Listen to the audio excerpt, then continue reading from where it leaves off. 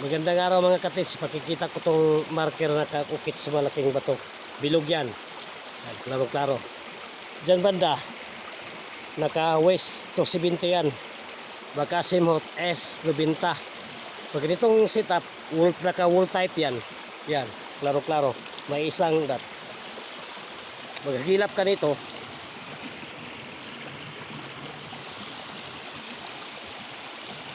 Sa northeast positioning.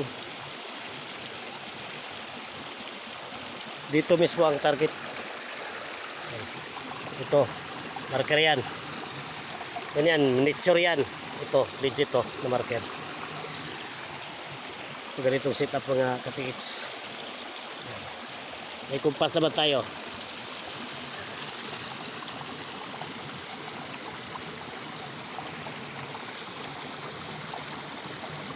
To 70 west. Bakasimhot S90.